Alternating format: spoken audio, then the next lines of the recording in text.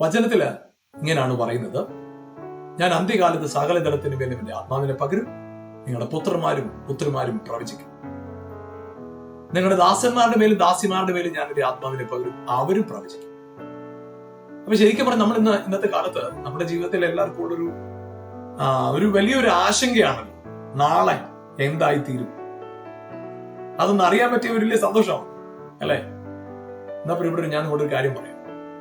നിങ്ങളുടെ നാളെ എങ്ങനെയാവുമെന്ന് ഞാൻ പറയാം. നിങ്ങൾ ഇന്ന് എങ്ങനെ പറയുന്നോ, നിങ്ങൾ ഇന്ന് എങ്ങനെ നിങ്ങളുടെ ജീവിതത്തെ കുറിച്ച് പ്രവചിക്കുന്നോ, അങ്ങനെ ആയിരിക്കും നാളത്തെ നിങ്ങളുടെ ജീവിതം.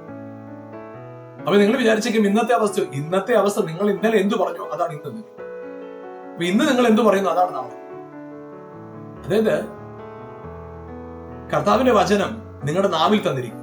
നിങ്ങൾ പറയുമ്പോൾ അത് അതുപോലെ നിവർത്തിക്കപ്പെട്ടിരിക്കും. അതുകൊണ്ട് നിങ്ങളുടെ ജീവിത സാഹചര്യങ്ങൾ എന്തുവാണ്, കർത്താവിലുള്ള ബോധ്യം നിങ്ങളുടെ അകത്ത് പണിയപ്പെടട്ടെ. ധൈര്യത്തോടെ എന്നെ വിളിച്ച കർത്താവ് വലിയവനാണ് എന്ന ബോധ്യം നിങ്ങളുടെ അകത്ത് ഉണ്ടാകട്ടെ. നമ്മൾ പലപ്പോഴും നമ്മളെല്ലാം പറയുന്ന ഒരു കാര്യമാണ്, ഞങ്ങള് രാജ്യങ്ങളോട് പ്രവചിക്കും, അധികാരികളോട് പ്രവചിക്കും. അതൊക്കെ ഇരിക്കട്ടെ, അത് നിങ്ങളോടൊന്ന് പ്രവചിച്ച്, നിങ്ങളുടെ സാഹചര്യം കൊണ്ടൊന്ന് പ്രവചിച്ച്, മറ്റുള്ളവരോട് പ്രവചിക്കുന്നതിന് മുമ്പ് നിങ്ങളുടെ അവസ്ഥ മാറുമെന്ന് നിങ്ങളൊന്ന് പ്രവചിച്ച്, നിങ്ങളുടെ തലമുറകൾ, നിങ്ങളുടെ ജീവിതം അനുഗ്രഹമായി തീരുമെന്നൊന്ന് പറഞ്ഞ് നിങ്ങൾ പറയുന്ന പോലെ കർത്താവ് ചെയ്യും. ഹല്ലേലൂയ. ദൈവവചനത്തിൽ ഇങ്ങനെയാണ് കാണുന്നത്. യേശുവിന്റെ പുനരുത്ഥാന ശേഷം ദൂതന്മാർ കല്ലറയിൽ യേശുവിനെ തേടി വന്നുകൊണ്ട് കർത്താവ് പറഞ്ഞു, ദൂതന്മാർ പറഞ്ഞൊരു കാര്യമാണ്, അവൻ ഇവിടെയില്ല, അവൻ പറഞ്ഞതുപോലെ ഉയർത്തും. അവൻ പറഞ്ഞതുപോലെ.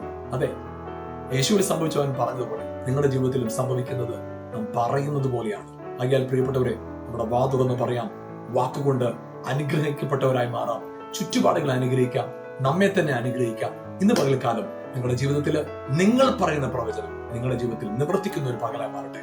God bless you.